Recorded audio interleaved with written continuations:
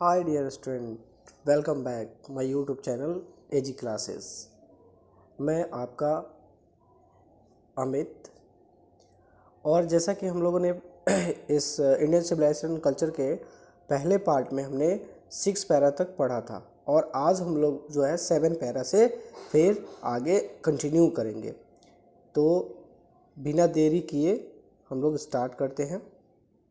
कह रहा है 7 पैरा में कि they for the reason that large cities were a snare and a useless encumbrance, and that people would be not be happy in them, that there would be gangs of thieves and robbers। फिर यहाँ कह रहा है कि prostitution and vice flourishing in them, and that poor men would be robbed by rich men। They were therefore satisfied with small villages। अब यहाँ गांधी जी कहते हैं कि हमारे जो पूर्वज थे वो अच्छी तरीके से ये बड़े शहरों के बारे में और इन कारणों को अच्छी तरीके से जानते थे कि जो ये बड़े शहर हैं ये एक फंदे की तरह हैं, ये हमारे लिए एक स्नेयर है, फंदा है, इनकम्बरांस है यानी बोझ है, भार है। And that people would not be happy in them, यानी इन बोझ और इन भार के बीच और इस फंदे के साथ जो लोग हैं वो खुश नहीं रह सकते। That there would be gangs of thieves and robbers, यहाँ जो बड़े बड़े शहर हैं उसमें चोरों का समूह, डाकुओं का समूह रहता है। Prostitution and vice flourishing in them, and that poor man would be robbed by rich man, यानी वहाँ शहरों में वेश्यावृत्ति होती है और बुराई जो है का चारों तरफ विकास हुआ होता है। वहाँ जो गरीब लोग हैं वो अमीरों के द्वारा लूट लिए जाते हैं और इसीलिए ये गांधी जी यहाँ कहते हैं कि हमारे जो लोग हैं वो जो अपने छोटे से गांव में ही बहुत ज़्यादा क्या है, सुखी है, संपन्न है। फिर आगे ये कहते हैं, फिर आगे बताते हैं कि they so that king and their swords were inferior to the sword of ethics, and they therefore यहाँ पे कहते they therefore held sovereign of the earth to be inferior to the rishis and the fakirs। अब यहाँ बातें कर रहे हैं, गांधी जी कहते हैं कि हमारे पूर्वजों ने ये देखा है कि नीति की तलवार, एथिक्स का मतलब यहाँ पे देखिए, एथिक्स का मतलब होता है नीति। नीति के तलवार के आगे जो राजा की तलवार होती है वो क्या होती है, छोटी होती है, यानी कमज़ोर होती है। और उस समय ऋषि मुनियों के सामने जो है राजा भी नतमस्तक हुआ करते थे।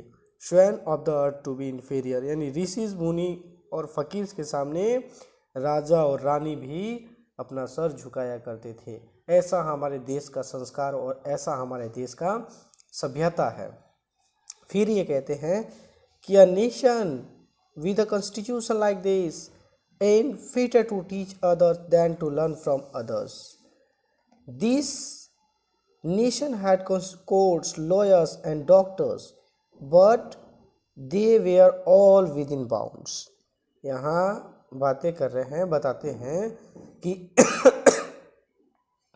एक ऐसा राज्य, एक ऐसा देश, एक ऐसा राष्ट्र जिसकी जो हमारा कॉन्स्टिट्यूशन है उस दूसरों को सिखाने के लिए है, ना कि दूसरों से सीखने के लिए। यहाँ हमारे देश में कोर्ट भी थे, लॉयर्स भी थे, डॉक्टर्स भी थे, लेकिन वो सब अपने अपने बाउंड्स में थे, अपने अपने दायरे में थे। Everybody knew that these professions were not particularly superior। Moreover, these wakils and baths did not rob the people, they were considered people's dependents, not their masters। Justice was tolerably fair। अब यहाँ कह रहे हैं कि हमारे राष्ट्र में वकील भी थे, वैद्य भी थे, डॉक्टर भी थे, लेकिन वे सभी के सभी अपने दायरे में थे, अपने दायरे को जानते थे। और वो लोग लोगों को लूटने का काम नहीं करते थे, बल्कि वो लोगों पे आश्रित रहते थे, वो लोगों के मालिक नहीं थे। और उस समय जो हमारी जो न्याय व्यवस्था थी बिल्कुल साफ सुथरी थी। The ordinary rules was about courts. There were not out to lure people into them. उस समय कोई भी जो है दलाल नहीं हुआ करते थे जो लोगों को बहला फुसला करके और उन्हें कोर्ट तक पहुंचाए। This evil too was noticeable, और इस टाइप के noticeable only in and around capitals. और इस टाइप का जो घटनाएं होती थी, इस टाइप का जो चीज़ें होती थी, वो केवल कैपिटल्स, बड़े बड़े शहर और राजधानियों में हुआ करती थी, राजधानियों के आसपास हुआ करती थी। The Komal people lived independently and followed their agriculture occupation. They enjoyed true home rules. जो आम व्यक्ति थे, जो हमारे देश के आम इंसान थे, वो बहुत ही स्वतंत्रता पूर्वक अपने खुशी खुशी अपने गांव में रहा करते थे, अपने खेती बाड़ी किया करते थे, और साथ ही साथ वो एक गृहस्थ जीवन बिताया करते थे। आगे पैरा में कहते हैं, आगे पैरा में बताते हैं, पैरा 9 में बताते हैं, कहते हैं कि the Indian civilization as described by me has been so described by its votaries. In no part of the world and under no civilization have all men attained perfection. The tendency of our Indian civilizations is to be elevate the moral being. That of the Western civilization is propagate immorality. The latter is godless, the former is based on a belief in God. अब देखिए यहाँ बहुत अच्छा बात गांधी जी ने कहा है कि हमारा जो इंडियन भारतीय सभ्यता जो है, जैसे मैं इसके बारे में बखान कर रहा हूँ, बता रहा हूँ आपको, वैसे ही यहाँ के जो लोग हैं, जो यहाँ के देश प्रेमी हैं, यहाँ के उपासक हैं, यहाँ के भक्त हैं, वो भी मेरे ही तरह इसको डिस्क्राइब करते हैं, इसका बखान करते हैं। और कोई भी दुनिया का ऐसा कोना नहीं है, कोई भी ऐसी सभ्यता नहीं है जिसमें कोई भी आदमी को 100% यानी परफेक्शनिस्ट हो, वो परफेक्ट हो, यानी पूर्णतः उसको सिद्धि प्राप्त हो गई हो, ऐसा कोई व्यक्ति नहीं है। फिर कहते हैं कि जो हमारी इंडियन भारतीय सभ्यता है वो नैतिकता को बढ़ावा देने वाली सभ्यता है, जबकि वेस्टर्न सिविलाइजेशन जो है वो इमोरलिटी को यानी अनैतिकता को बढ़ावा देता है। और साथ ही कहते हैं कि द लेटर इज़ गॉडलेस, जो बाद वाला हमारा क्या बोलते हैं सभ्यता था, वो क्या था, गॉडलेस था, यानी वो भगवान पे विश्वास नहीं करता था। लेकिन the former is based on belief in God, लेकिन इससे पहले वाला जो यानी भारतीय सभ्यता है उसको ईश्वर में पूर्ण विश्वास है। और so understanding and so believing it behoves every lover of India to cling to the whole old Indian civilization even as a child clings to their mother's breast। और यही कारण है, यानी भारतीय लोग जो हैं बहुत ही भगवान में पूर्ण तरीके से क्या करते हैं, विश्वास रखते हैं। और हर प्रेमी जो भारत का से प्रेम करता है वो ऐसे भारतीय सभ्यता से चिपका हुआ है जैसे एक बच्चा जो है अपनी माँ के सीने से चिपका होता है।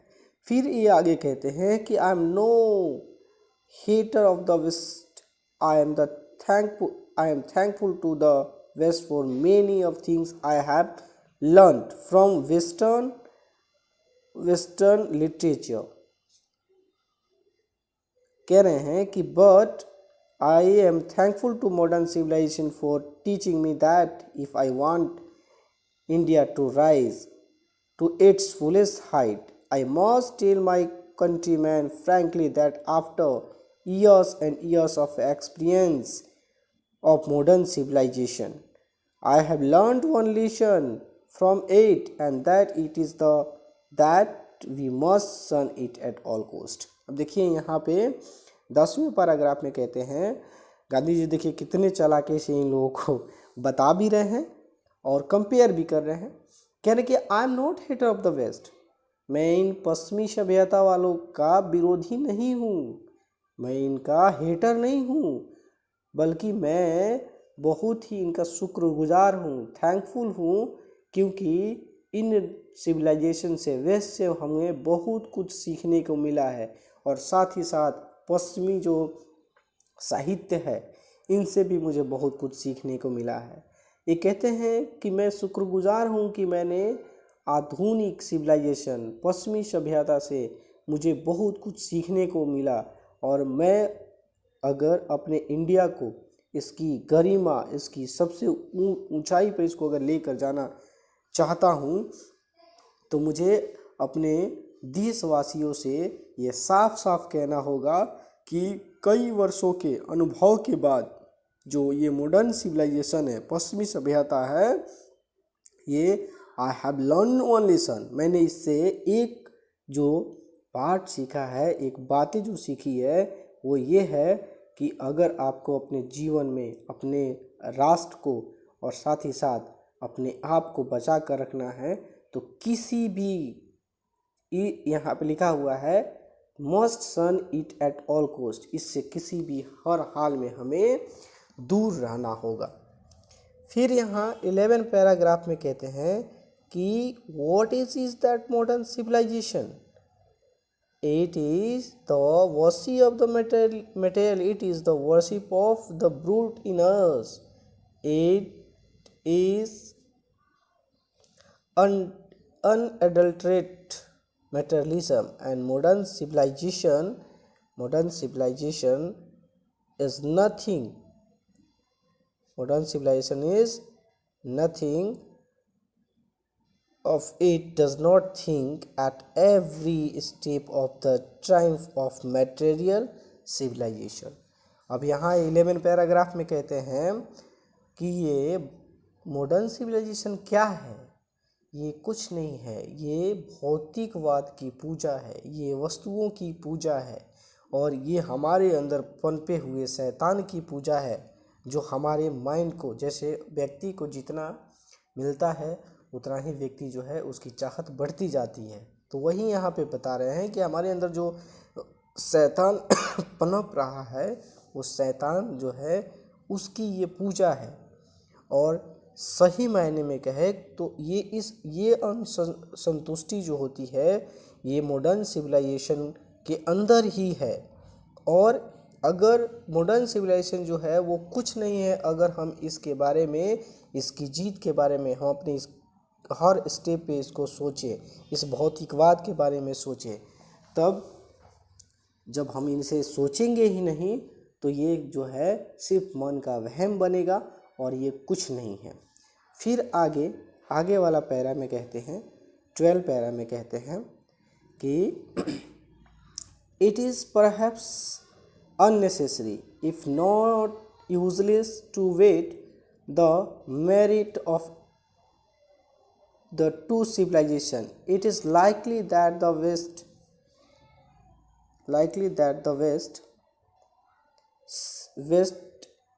has evolved a civilization suited to its climate and surroundings, and similarly we have a civilization suited to our conditions, and both are goods in their own respective spheres। अब यहाँ कहते हैं कि अगर ये ज़रूरी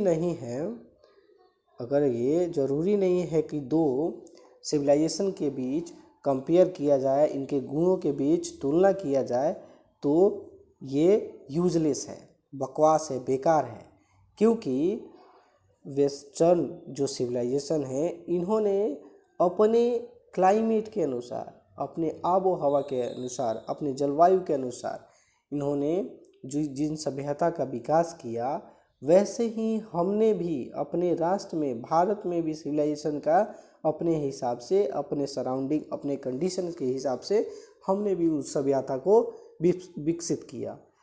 दोनों जो सभ्यताएं हैं अपने अपने जगह पर ठीक हैं, अपने अपने क्षेत्र में अच्छी हैं।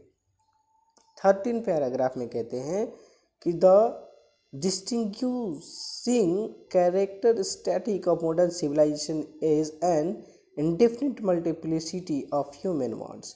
ये जो कह रहे हैं कि मॉडर्न सिविलाइजेशन जो है ये मनुष्य की जो चाहत है ना, इसको कई गुना बढ़ाने का काम करती है। The characteristic aesthetic of ancient civilization is an imperative restriction open and strict regulating of these wants। जबकि जो भारतीय सभ्यता है यानी पुरानी सभ्यता है, इन सारी चाहतों पे रिस्ट्रिक्ट लगाम लगाती है, इन चीज़ों को, इन वांट्स पे, इनकी चाहत पे लगाम लगाने का काम करता है। फिर कहते हैं कि द मॉडर्न और western insatiableness arise really from wants of living, faith in future state, therefore also in divinity। अब ये कह रहे हैं कि जो मॉडर्न वेस्टर्न सिविलाइजेशन जो है ये जो पनपता है, ये लोग जो हैं ये फ्यूचर में विश्वास नहीं रखते हैं और ना ही ये भगवान पे विश्वास रखते हैं। इनका मानना है कि जो भी हम जैसे विकास कर रहे हैं, साइंस में विश्वास रखते हैं। The restriction of ancient or Eastern civilization arise from a belief, often in spite of ourselves, in a future state and the existence of a divinity, divine power और divine power। अब कह रहे हैं कि जबकि हम लोग जो हैं, जो भारतीय लोग हैं, जो भारतीय सभ्यता है, वो फ्यूचर के साथ साथ जो है ये ईश्वर पे, ईश्वरत्व पे ये क्या करते हैं, ये भरोसा रखते हैं, उन पे विश्वास रखते हैं। यही कारण है कि इंडिया की जो सभ्यता है उनसे अभी भी इंडिया की सभ्यता जो है प्राचीन सभ्यता बनी हुई है। फिर 14 में कहते हैं कि some of the immediate and brilliant results of the modern inventions are too maddening to resist. अब कह रहे हैं कि अभी जो हाल में बहुत ही शानदार मॉडर्न सिविलाइजेशन के लोगों ने बहुत नए नए आविष्कार किए हैं जो मनुष्य को पागल बनाती है, अपने तरफ खींचती है, वो अपने आप को रोक नहीं पाते हैं। जैसे कि आजकल के डेट में देख लो, गांधी जी ने तो पहले ही कहा था, जैसे हमारे जो गांधी जी अभी होते तो ये बातें नहीं करते, क्योंकि अभी के डेट में जो है सारा मॉडर्नाइजेशन हो गया है। आप जो पढ़ रहे हो, जो मैं आपको पढ़ा रहा हूँ, दैट इज़ अ इक्विपमेंट कि अगर ये इक्विपमेंट नहीं होता, ये हमारा मोबाइल फ़ोन नहीं होता तो चीज़ें आसान नहीं होती। आज के डेट में जो है आप भले ही कुछ भी कर लो, लेकिन कुछ ना कुछ हद तक टेक्नोलॉजी जो है मतलब मनुष्य को एक नई राह पर लेकर के गया है, एक नई ऊंचाइयों पर लेकर के गया है। खैर, तो ये गांधी जी बताते हैं कि बहुत शानदार आविष्कार हुए हैं मॉडर्न सिविलाइजेशन में, जो मनुष्य को पागल बनाती है, अपने तरफ आकर्षित करती है। फिर कहते हैं कि but I have no manner of doubt that the victory of man lies in that resistance we are in danger of bartering away the permanent good for a momentary pleasure. अब कहते हैं कि मुझे इसमें कोई संदेह नहीं है कि मनुष्य का जो जीत है इसी रेजिस्टेंस में, ये इसी प्रतिरोध में छुपा हुआ है। अब फिर ये कहते हैं कि वी आर इन डेंजर, हम भारतीय लोग जो हैं अभी बहुत ही खतरे में हैं। कह रहे हैं कि permanent good for a momentary, यानी क्षणिक सुख, क्षण भर के सुख के लिए हम अपना जो है, जो हमारा अस्थाई सुख है उसको खोते जा रहे हैं।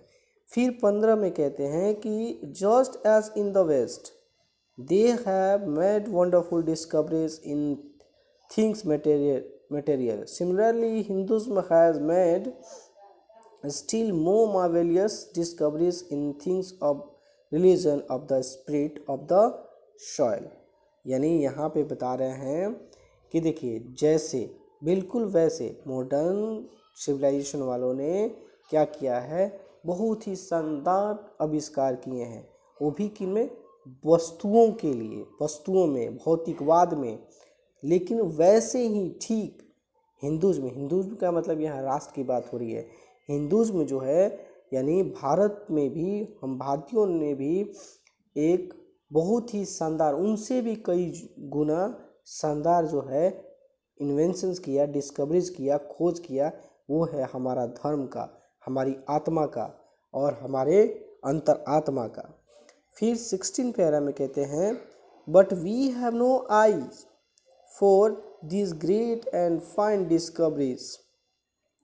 We are dazzled by the material progress that the Western science has made. I am not enamored of the progress. In fact, it is almost seen as though God in His wisdom has prevented India from progressing along those lines so that it might fulfill its special mission of resisting the onerous of materialism की बात कर रहे हैं। यहाँ गांधी जी कहते हैं कि हमारे भारतीय लोगों में क्या हुआ है, इन्होंने भी शानदार आविष्कार किया है, वो हम अपने धर्म के लिए, अपनी आत्मा के लिए, अपने अंतरात्मा के लिए। फिर कहते हैं लेकिन हमारे पास वो आँखें नहीं है इसे देखने के लिए, इन अच्छे डिस्कवरीज, इनसे इन्वेंशंस को देखने के लिए। हमारी जो आँखें हैं ये मटेरियल प्रोग्रेस, ये भौतिकवाद को, ये जो वस्तुओं को देख करके हमारी आँखें जो है चौंधिया गई है। हमारा इन चकाचौंध को देख करके, इन जो मॉडर्न सिविलाइजेशन वालों के द्वारा बनाया गया मटेरियल को देख के हम लोग बिल्कुल चकाचौंध को देख करके चौंधिया गए हैं। Western science has made, I am not, बहुत जो वेस्टर्न साइंस ने जो बनाया है इन चीज़ों को, जैसे हम फ़ोन का यूज़ कर रहे हैं, लैपी का यूज़ कर रहे हैं, बहुत सारे लैपटॉप है, टेलीविज़न है, हज़ारों चीज़ें ऐसी बनी हैं जो मनुष्य के काम को बिल्कुल ईजी करता है। सो यहाँ पे कह रहे हैं कि मैं इन प्रोग्रेस से जल नहीं रहा हूँ।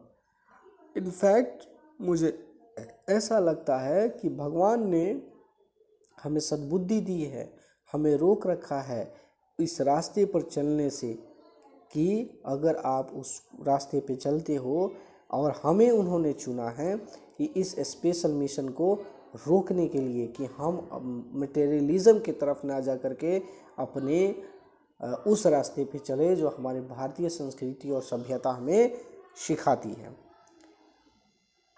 फिर गाइस कह रहे हैं कि after all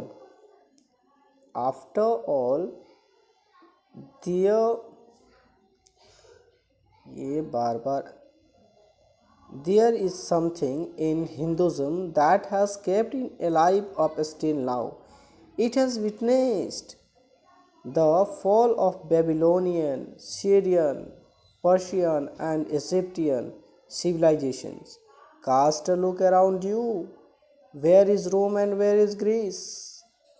Can you find today anywhere the Italy of Gibbon, or rather the ancient Rome was Italy? अब यहाँ कह रहे हैं कि आफ्टर ऑल जो भी है, there is something in Hijam, भारतीय सभ्यता में कुछ तो ऐसा है जो अभी तक इस सभ्यता को जिंदा रखा है। इट हैज़ विटनेस, और ये साक्षी है इस बात का कि बेबीलोन जो है, बेबीलोन की सभ्यता जो है उसको हमने ख़त्म होते हुए देखा। सीरिया के, पर्शियन और इजिप्टियन सिविलाइजेशन को भी हमने समाप्त होते हुए देखा। अपने चारों ओर नज़र दौड़ाओ और देखो कि रोम और ग्रीस कहाँ है। क्या आप इसे ढूंढ सकते हैं? Today anywhere the Italy of Gibbon, जो गिबोन का जो इटली था, क्या आप उसको ढूंढ सकते हैं? क्या आप बता सकते हैं? जो एंशिएंट रोम था और जो रोम जो था वो इटली था, क्या उसको आप ढूंढ सकते हैं? ऐसा नहीं है। सारी सभ्यता को हमने गिरते हुए देखा, लेकिन एक इंडियन सिविलाइजेशन जो है आज भी अपने पथ पर अडिग है, आज अपने जो फाउंडेशन है वहाँ पे खड़ा है, अपनी ग्लोरी बनाए हुए है।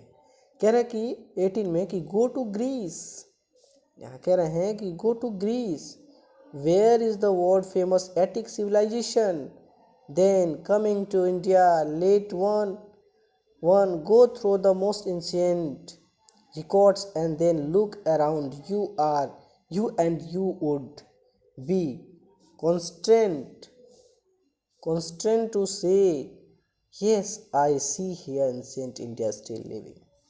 कह रहे हैं कि ग्रीस जाओ और जा कर के देखो वहाँ की जो फेमस, वर्ल्ड फेमस, जो संसार में, जो विश्व में पूरा फेमस था एटिक सिविलाइजेशन, उसको देखो वो कहाँ है।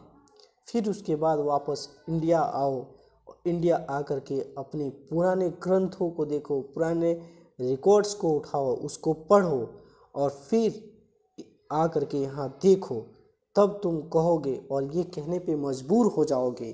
कॉन्स्टेंट का मतलब मजबूर होना, बाध्य होना, मजबूर हो जाओगे कि हाँ आई सी हर एंशिएंट इंडिया स्टिल लिविंग, और आप कहने पे ये मजबूर हो जाओगे कि हाँ मैंने यहाँ पुराने इंडिया को अभी भी यहाँ देखा है, आज भी हमारी सभ्यता बिल्कुल अडिग है। और गाइस 18 पैराग्राफ तक हम लोग पढ़ चुके।